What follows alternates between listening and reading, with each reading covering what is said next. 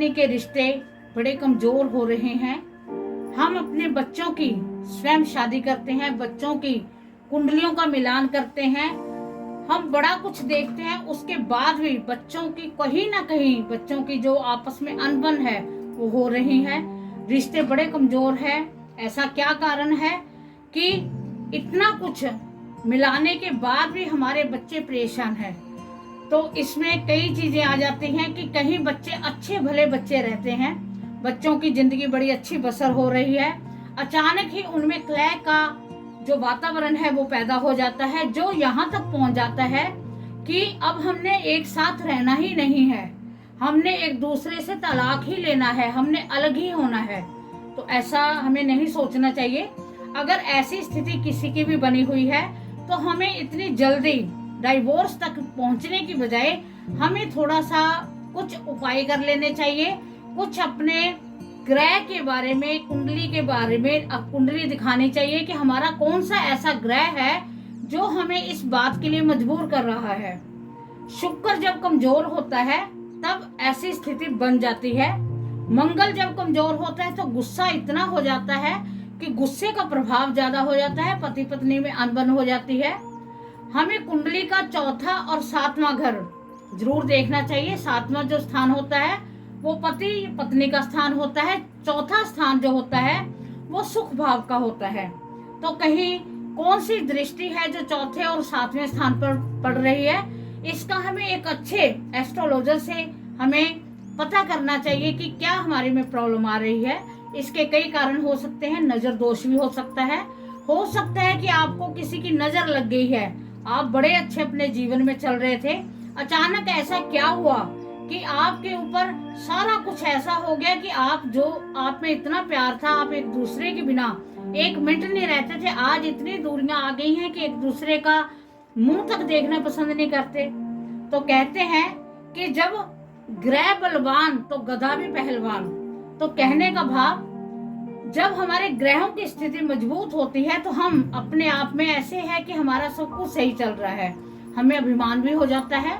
कहते हैं कि हम बड़े अभिमानी ऐसे हो जाते हैं कि हमारे जैसा कोई नहीं है। हमें अभिमान भी नहीं करना चाहिए, क्योंकि जो भगवान है वो परीक्षा भी लेता है आपकी।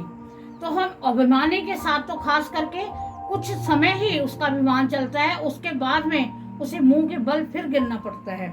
तो कहने का भाव ये है कि अगर आपके घर में कोई ऐसी समस्या है, पति पत्नी में आपस में बहुत झगड़ा हो रहा है, पहले तो कुंडली का विश्लेषण कराएं, चौथे और सातवें घर की स्थिति देखिए कि क्या स्थिति है, अपने हाथ की रेखाएं दिखाएं। अगर आपका शुक्र कमजोर है तो उस वजह से आपको प्रॉब्लम हो सकती है। आपका ये शुक्र भाग है वो काफी नीचा, कहते हैं कि पूरा ऊपर उठा होना चाहिए, तो शुक्र आपका मजबूत है। तो अगर ऐसी स्थिति बन रही है तो ये पहला तो ये है। सेकंड ये है कि कहीं आपने घर को चेंज तो नहीं किया, आपने अपना स्थान बदला हो, उसकी वजह से पहले आप बहुत अच्छे चल रहे हो, आज उसके बाद में प्रॉब्लम आ रही है। तो हो सकता है कि कहीं वास्तु दोष आपको तो नहीं उसमें आ रहा आपके, तो कहीं ये तो नहीं कि वास्तु दोष की वजह से आपके घर में प्रॉब्लम हो रही है। तो वास्तु की टिप्स से भी हमें देखना चाहिए। वास्तु के मैंने बड़े उपाय बताए हुए हैं आपको कि अपने बेडरूम में कपूर जलाएं। कपूर रात को सोते वक्त कपूर जरूर जलाना चाहिए, क्योंकि कपूर से पॉजिटिविटी आती है। ठीक है, इससे क्या है, अगर पति पत्नी में आपस में काफी झगड़ा हो रहा है तो पति के तकिए के नीचे सिंदूर और पत्नी के तकिए के नीचे कपूर रखे, छुपाने की जरूरत नहीं है। आप बताएं भी हम परेशान हैं, अगर हमारे में आपस में प्यार बनता है, कोई पति या कोई भी पत्नी ऐसा नहीं चाहती कि हमारा आपस में प्यार ना हो। अगर आप छुपा के करना है तो अलग बात है, वैसे मैं आपको राय ये दूंगी कि आप ओपनली करें तो अच्छी बात है। नेक्स्ट डे जो सिंदूर है उसे फेंक दे और कपूर को आप जला ले, इससे बहुत पॉजिटिविटी आएगी। और जो एक और कारण है वो ये कारण है कि कहीं आपके बीच में कोई और तो नहीं आ गया। क्या है कहने का मतलब कि कोई पर स्त्री या पर पुरुष आपकी लाइफ में आ गया हो, एंटर कर गया हो, और उस वजह से उसमें अट्रैक्शन, उधर की तरफ अट्रैक्शन हो गया, हमारी तरफ से मान लो अट्रैक्शन खत्म हो गया, तो ये भी एक कारण हो सकता है। वैसे ये बहुत कहते हैं कि इसका हमें लेखा जोखा भगवान को देना पड़ता है, ऐसा चाहे वो पति है चाहे वो पत्नी है, ऐसा नहीं करना चाहिए। तो अगर आपके साथ ऐसा है तो किसी की अट्रैक्शन हो सकता है, उसने कोई तांत्रिक से आपके पति को या आपकी पत्नी को तांत्रिक चीज खिलाकर, कोई तांत्रिक से कुछ करवाकर, वैसे मैंने पहले भी एक वीडियो बनाई थी कि कभी भी जो तांत्रिक क्रिया होती है वो गलत करने के लिए नहीं होती, पर अगर कोई ऐसा करता है तो ये बहुत बुरी बात होती है और इसका जो अंत होता है वो बहुत निहायत ही अंत, बहुत बुरा अंत होता है। ऐसा वैसा नहीं करना चाहिए, परंतु कई है लालची हैं, कुछ पैसों के लालच में वो ऐसा कर देते हैं।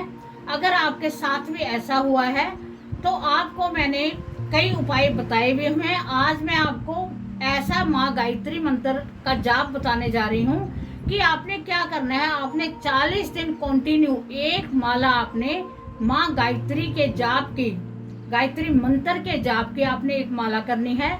जब आपने एक माला करनी है तो राइट हैंड में आपने जल रखना है थोड़ा सा, और वो आपने मतलब ऐसे नहीं कि मुंह में बोले, आपने हल्का सा उच्चारण करना है कि जो जो पानी रखा है आपने, उस पानी को उसकी आवाज आए, उसकी वाइब्रेशन जाए, और उस पानी को जब आपका पाठ कंप्लीट हो जाएगा, एक माला पूरी हो जाती है, तो उस पानी को आप पति और पत्नी दोनों पिए।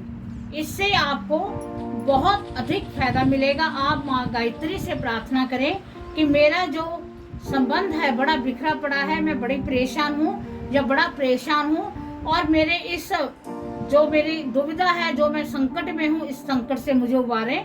तो माँ जगदम्बा आपका इस कार्य को जरूर करेंगी। और आप राइट हैंड में चांदी का कड़ा धारण करें, और अपने शुक्र को मजबूत करने के लिए, जैसे मैंने अंगूठे में ये डाले हुए हैं छल्ले, ऐसे करके आप इसमें छल्ले डालें और इसको कंटिन्यू रखें। मेरे जो गुरु मतलब मेरी जो राशि के स्वामी हैं वो शुक्र है, इसीलिए मैंने इनको धारण किया हुआ है। शुक्र होते हैं वो ऐश्वर्य देने वाले होते हैं, प्यार देने वाले, मतलब कहने का मतलब हमें प्यार, पति पत्नी का प्यार को बढ़ाने वाले होते हैं, आकर्षण शक्ति देते हैं। शुक्र एक ऐसे हैं, आप जिनका ऐसा पति पत्नी का हो रहा है वो परफ्यूम को ज्यादा यूज करें। अपने जब भी एक रूटीन बना ले, जैसे हमने कुछ भी करना है, मान लो अपने नहा धो के अपने परफ्यूम लगाने की आदत डाल लो कि आपने लगाना ही लगाना है, क्योंकि सुगंधित जो होता है वो शुक्र का एक बहुत उसको इफेक्ट करता है, आपकी आकर्षण शक्ति को वो बढ़ाता है।